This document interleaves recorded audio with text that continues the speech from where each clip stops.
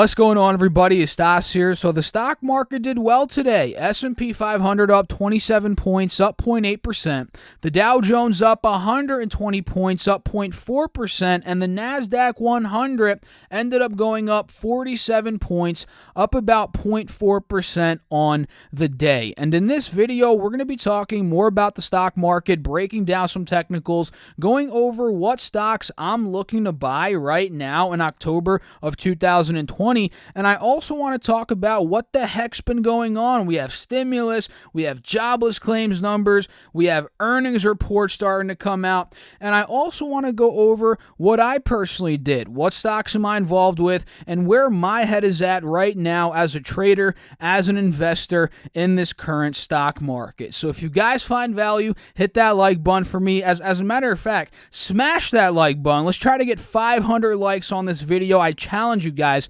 And make sure to subscribe to the channel and check out all the free links down below, the Discord chat, the Facebook group, and if you guys want 2 free stocks from Webull, those are also linked right down below in the description box for you. So without further ado, let's get right into the video, starting off with the S&P 500, and right off the bat, we can see finally a resistance has been broken. And this resistance, we've been talking about it for almost a month at this point. It was 3430, 3,430 points on the S&P. And this is a resistance stemming back from the 9th of September, right? We got rejected there on the 9th, the 10th, also on the 15th, the 14th, the 16th, right?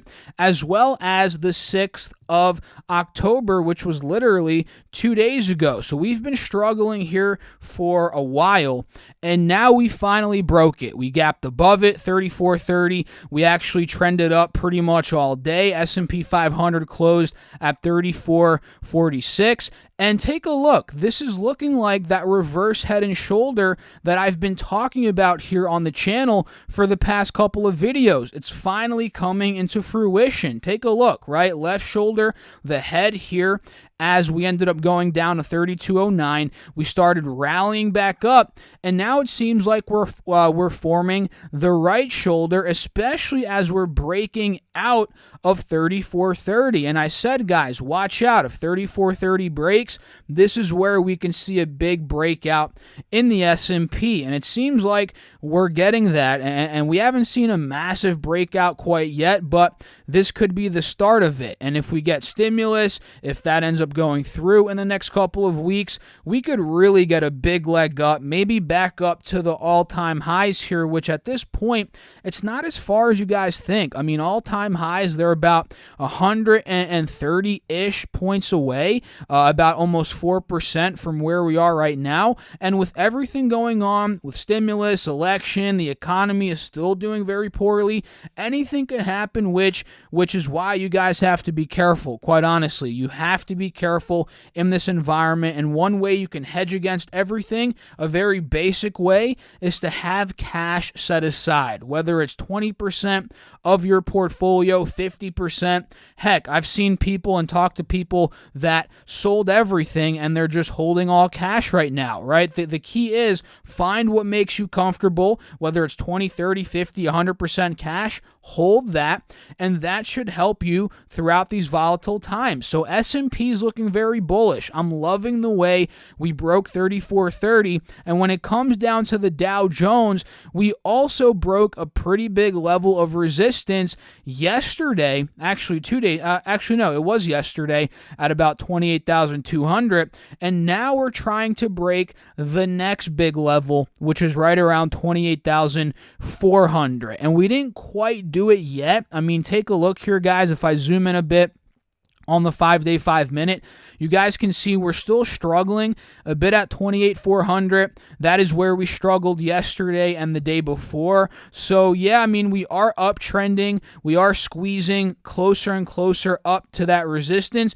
but we haven't gotten the full-on pop quite yet. And until then, I'm not going completely bull mode on the Dow Jones, although the bulls are obviously in charge over the past couple of months. On the 4-hour chart, you guys can see that, but you guys know what I mean, right? We need to see the confirmation. We need to see that the 28,450, 400 break, and at that point, where could the Dow go if we do break that on the upside? Well, we could end up going, I'm thinking here, 28,700. That's the next big level of resistance on the Dow Jones at this point. And who knows, we might even consolidate a bit at 28,400 before we end up going up. And again, anything could happen in this market, but overall, the bulls are in charge right now. And again, watch for that gap up. There's about 400 points of upside here, in my opinion, from what I'm seeing on my technicals, here on the Dow Jones. So let me know at any point, guys, if you have any thoughts, drop them down below in the comments. And we got jobless claims today. The numbers of jobs lost due to the CV shutdown continue to pour in, with the latest weekly total of Americans applying for unemployment benefits coming in at 840,000. And I believe the estimate was about 820,000, so it was a bit more than what was estimated. But like I say here on the channel every week on Thursday, guys, which is when the jobless claims numbers come out pre-market, this is pretty much, the market's desensitized to this data at this point, right? It was a million for weeks on end, and now recently, the past couple of weeks, we've gotten under a million a week, but still 840,000 is still a lot of people. But like I said, although it's crazy the amount of people that are unemployed and applying for jobless claims, it's kind of like not registering with the market because the market's so used to it. It understands now, and it's priced in, or the market just doesn't care about all of these jobless claims numbers. And that's what you realize when you're in the market for a couple of years. You notice how sometimes the market, if it expects something, it doesn't really react. But when the unexpected occurs, like when the president got diagnosed with what, the market tanks because it doesn't like unexpected events. Let's just put it that way. And at this point, it expects us getting 800,000 to 700,000 to maybe 900,000 per week here of jobless claims reports. So that's what's going on that end of the spectrum. And when it comes down to the NASDAQ 100, like the Dow Jones, it's still under a big resistance. It's still under that 11,500 level. It's kind of pent up against that resistance, right? We're uptrending in the past couple of days, but again, we're pent up at 11,500. So that means to me that it's due for an explosion. That's if we do pop out of 11,500.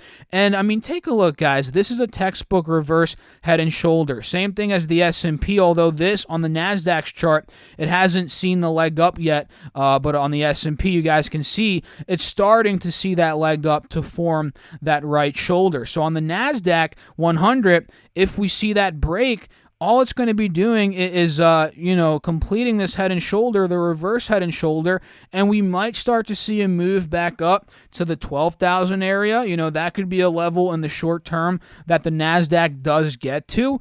And, if we do end up getting rejected at 11,500, let's say we have a red day tomorrow, which if we take a look at the futures right now, what are those trading at? Wow, futures are up, it seems like. So we'll see. I mean, if we have another green day, expect for a massive move here in the NASDAQ 100, especially if we get more positive light on stimulus talks. And speaking of stimulus talks, today we had a lot of back and forth again. Pelosi and Mnuchin had a 40-minute afternoon phone conversation about, quote, whether there is any prospect of an imminent agreement on a comprehensive bill, end quote.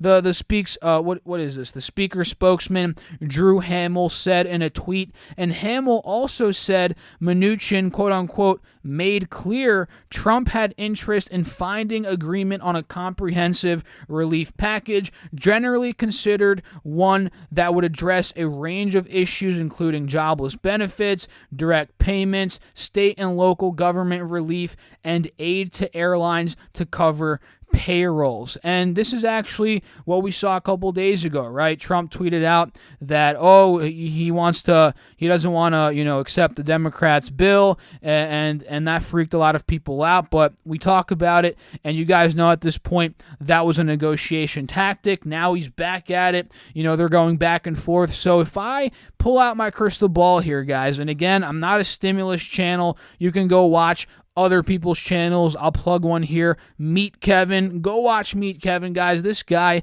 is a machine. He's putting out like 7 YouTube videos a day going over stimulus. So if you guys want to go watch stimulus more in depth, go watch his channel. But overall here, we're going to focus on stocks, obviously, right? And yes, the stimulus does affect stocks like we talk about all the time, but we don't have to dive too deep into the stimulus. So Trump was playing, he was, playing hardball, I guess you can call it there. A couple days ago, he was saying, we're not going to do this, we're declining. And then the next day, he's saying, it's open, back open for negotiations. So expect a lot more back and forth between Pelosi, Trump, and Mnuchin. It's going to be a lot of back and forth. So that's going to be pushing the markets, no doubt about it, to the upside or the downside, which again goes back to my earlier point.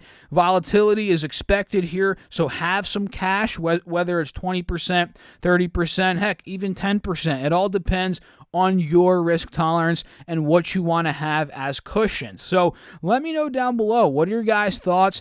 Drop a comment, and if you guys are enjoying the video, hit that like button while you're at it, and let me know your thoughts. And when it comes down to me today, guys, my trading, and it's funny, this week has been pretty slow for me, quite honestly, but I'm still playing offense. I still have some open positions. Intel is one of them.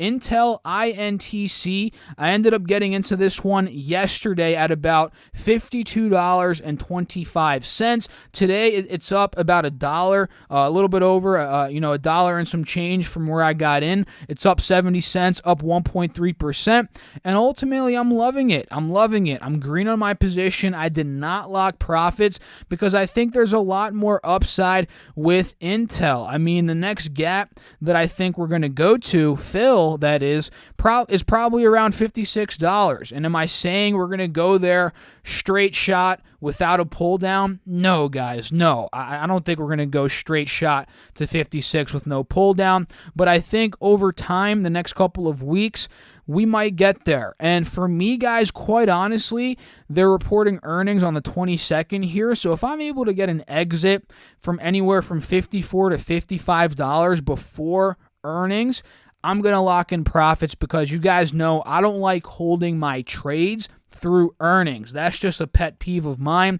That's one of my trading rules. I'm not a big, earnings guy. There's people out there on Wall Street bets, they bet their whole account on call options on certain stocks, and then they lose everything, right? That's not me. I've been there. I've done that before years ago, lost my money, had my fun. Now I'm a bit more conservative, right? So I don't like doing that, holding through earnings. So if we get a $54, $55 price target on Intel, if we get to that price target, that is, I'd probably sell out, lock in profits, and then wait until they report earnings. And another one I'm still in here is Virgin Galactic, SPCE. Not much to say about it. I'm in at about 21.30. Up a little bit on my position here, and we're actually up even more after hours. And ultimately, guys, I'm long. I mean, I think this stock, I have a price target in the short term at about $25. I think $25 is reasonable, which is why I'm looking at also January 21, $25 call options. Same with the $30 call options. We'll see which ones, if any, I end up buying. And yeah, I'm long the stock. I think it's going to do well here in the next couple of months. And there's a bunch of catalysts coming up here in October with their test flights. And we'll see Mr. Branson here, Q1 of 2021, fly up into space. Hopefully, right? Hopefully that ends up happening. And Workhorse, guys. Workhorse, man. What happened today with Workhorse? It ended up going down to $22 a share. and it ended up rallying back up to 25 in the span of about an hour or two. $22 pre-market, $25 as the market was opening at about 11 a.m., a bit after the market opened, actually. And this is because a short seller ended up publishing a piece on Workhorse. And let me read you some notes here from this short seller. Quote, Workhorse rolled a USPS prototype truck down a hill accidentally after their parking brake failed, causing a union driver to be hospitalized after jumping out of the runaway vehicle, quote, end quote, the report said. And this is actually the report is comparing Workhorse to accusations recently made about fellow EV company Nikola by short seller Hindenburg Research. The report also compares Workhorse founder and current Lordstown Motors CEO Steve Burns, which was the guy that was with President Trump like 10 days ago with that endurance truck, the 6-minute clip on YouTube. You guys saw that. That's Steve Burns. And they're comparing Steve Burns and the Workhorse founder to Nikola founder Trevor Milton, which we all know ended up stepping down after that negative fiasco over there at Nikola. And this is another quote here. We discover a copycat entrepreneur who mimics topical ideas, misleads investors, and has decades of destroying investor capital. Burns is not, in all caps, not the next Elon Musk, but certainly might be a much more nefarious version of Trevor Milton, Fuzzy Panda. And that's a heck of a name for a research company, guys. Fuzzy Panda, what the heck? This is what Fuzzy Panda said today, guys. And Workhorse, another quote here, does not have the ability, machinery, or engineering talent to fulfill the USPS contract, even if they somehow won, end quote. Fuzzy Panda. And I can't take them seriously, guys, if their name is Fuzzy Panda. Fuzzy Panda. I mean, come on. And at this point, we'll see what ends up coming from this, but you have to realize none of this is proven. We don't know what's going on here. And short sellers, and by the way, this is a short seller.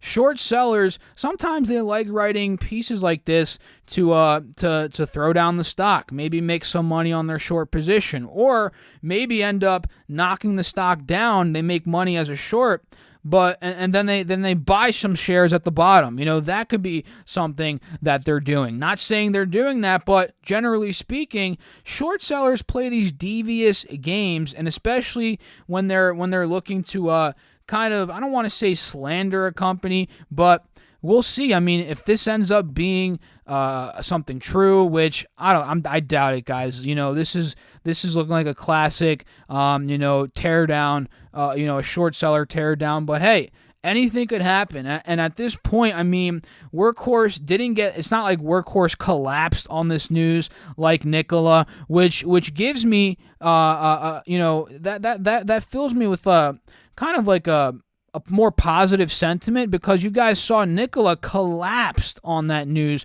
when Trevor Milton and all that, when Hindenburg was talking about what's going on with Nikola, it collapsed. But Workhorse, it really didn't. I mean, it dropped to $22. It ended up going back up to $25, and it ultimately closed above $23.60, which has been a big support stemming back from the 30th of September. So at this point, again, anything could happen. Anything could happen. They could be in danger. This is, they're saying here, the short seller, they're in danger of the USPS contract. Guys, I don't know. I don't think it's true, but we'll see what happens. And ultimately, the stock is really not freaking out. And if anything, I mean, if we see a breakout, the stock could forget about it completely, and especially if this is all false, which I have a feeling it is. And we'll see what happens. Let me know in the comments down below, what are your thoughts about Workhorse. And I'm still in EA at about 131. Nothing changed there. I'm still holding on to that, as well as Apple at about $115. I'm also holding that, as I do think over $118 is coming. Over $118 per share is coming here on Apple, so I'm in that still. So overall, those are what I'm involved with. Intel, Virgin Galactic, Workhorse, Electronic Arts, and Apple. Let me know down below, guys, what are your thoughts as always, especially on Workhorse. I'd love to know your opinion there.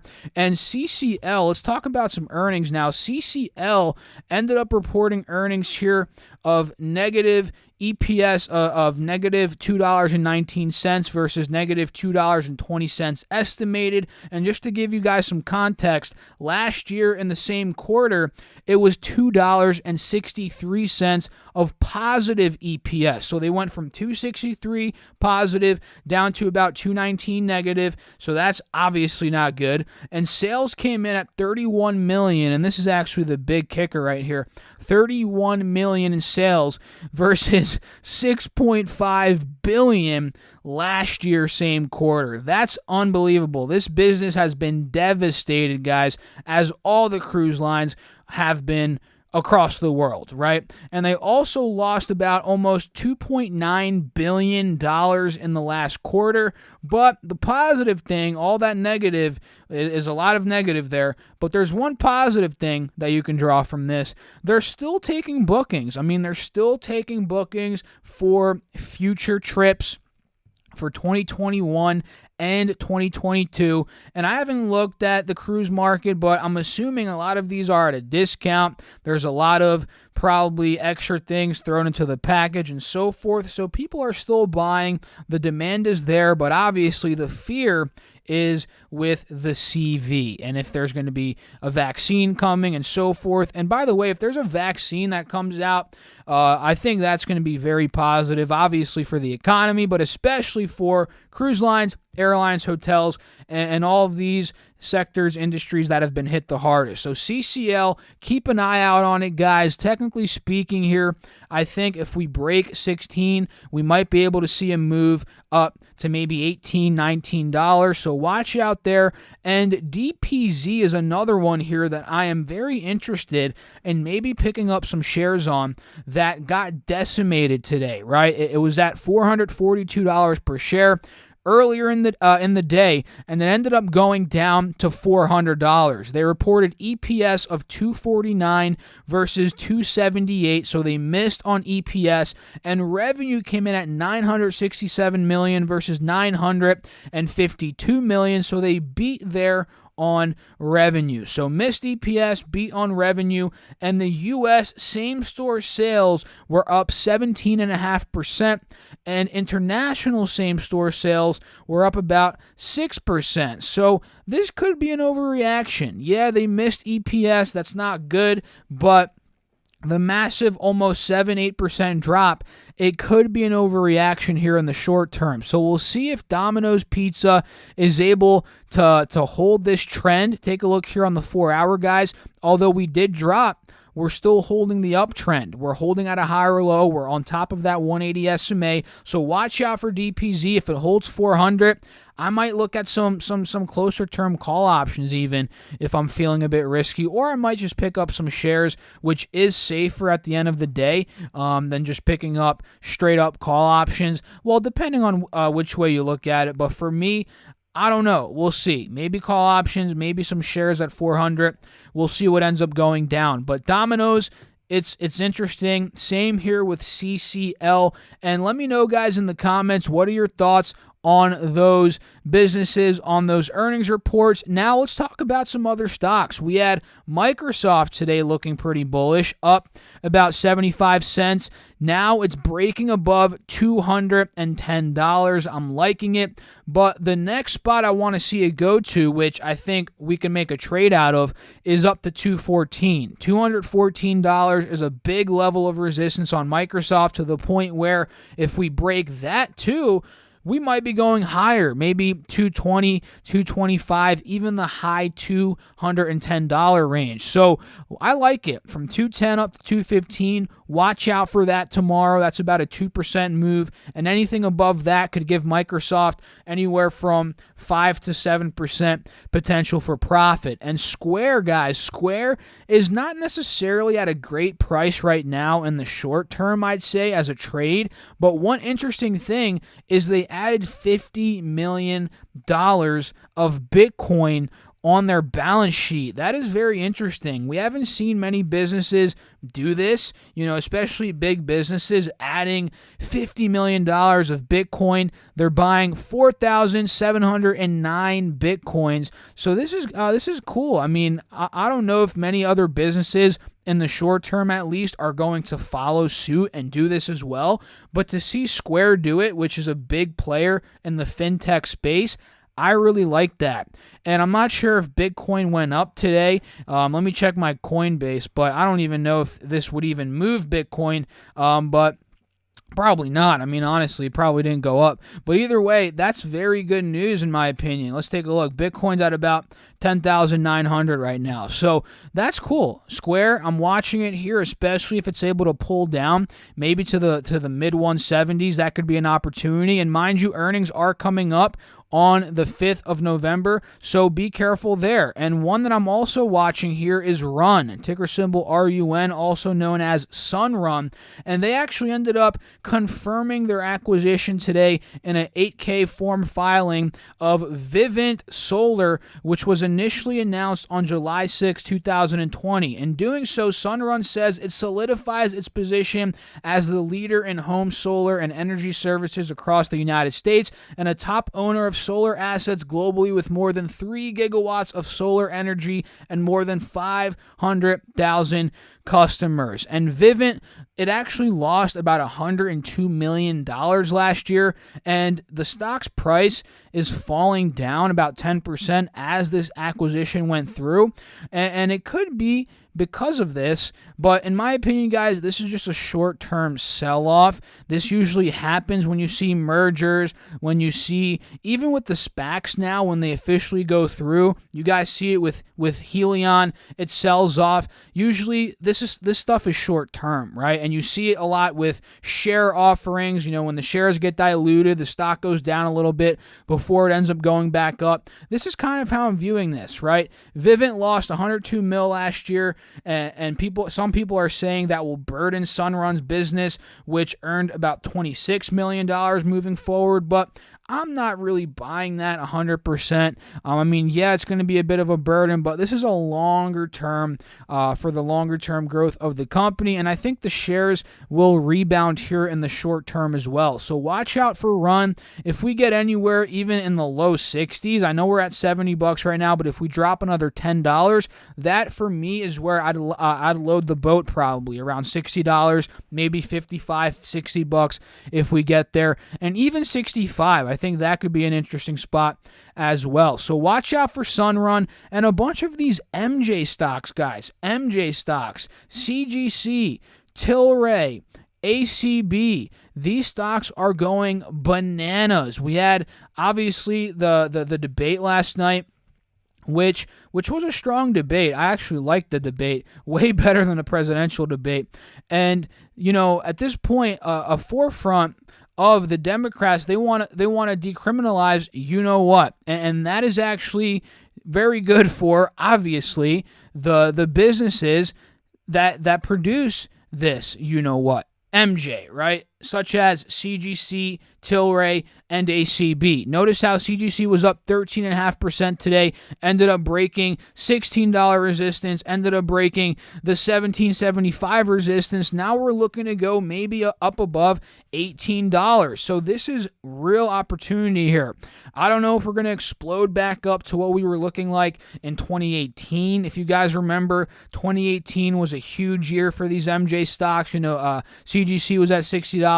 Tilray was one that you guys couldn't even fathom. This is unbelievable what happened. It went from $20, $30 to $300. That was a 10x increase, and it went down to $2. Can you imagine buying this at $200, $300, and it going down to $2? Well, that happened, and there's people out there that are definitely still holding on to that bag. And speaking of Tilray, today it's up 20%, guys, on this decriminalization, the potential, right? The potential of this across the country, or at least the start of it in the states that haven't done it yet, right? So watch out. Tilray up 20%, breaking its downtrend here on the 4-hour. CGC doing well. And same thing here with ACB, which is Aurora. And mind you, these are, I believe they're all Canadian. I know ACB and CGC is, and Tilray, I believe, is as well. I've kind of been out of the whole MJ space here since 2018. Honestly, haven't been paying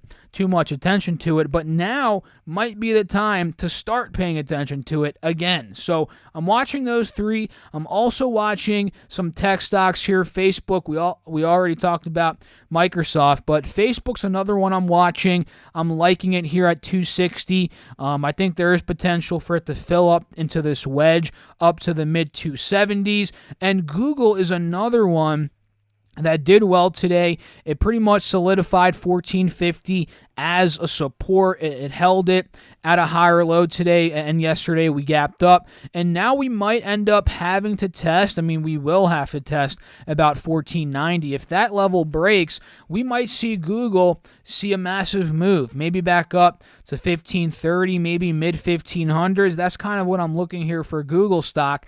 And two more, we have Ulta Beauty, which I was raving about this on the channel a couple months ago. Made some good money there from 200 up to about 230, 240. Made some money there. Now we're looking to fill the gap back up to about 250, which it's about time. We've been struggling with Ulta for almost 2 months at this point. So if we fill back up to 250, we break that, we might see another big move, maybe back up to 260s here with Ulta. And the last one is JP Morgan. Take a look here, guys. JP Morgan ended up breaking 98, 99 into the hundreds. Now we're looking to fill the gap up to 105. And quite honestly, guys, if they have a good earnings report, 105 could break. We might start to see a move back up to maybe 110. 110 is my higher end price target here on JP Morgan. So those are the main stocks I'm watching here, guys. We have CCL, Domino's, Microsoft, Square, Sunrun, CGC, Tilray, ACB, Facebook, Ulta, Google, JP Morgan. There's so many. Intel, Virgin Galactic, Workhorse, EA, Apple. There's a ton of them, guys. So that's it for this video. If you guys found value, hit that like button for me, subscribe to the channel, and about the likes, make sure to get this to 500 likes. This is your duty today, guys. 500 likes on the video, and again, subscribe to the channel, and make sure to check out all the free links down below, the Discord chat, the Facebook group, and if you guys want 2 free stocks valued up to $1,600, those are also waiting in the description box for you to claim. So let's end the video, guys. It's been long enough. I'll catch you all in the next one. Thanks for watching. As always, be safe out there. Crush the markets tomorrow. Peace out.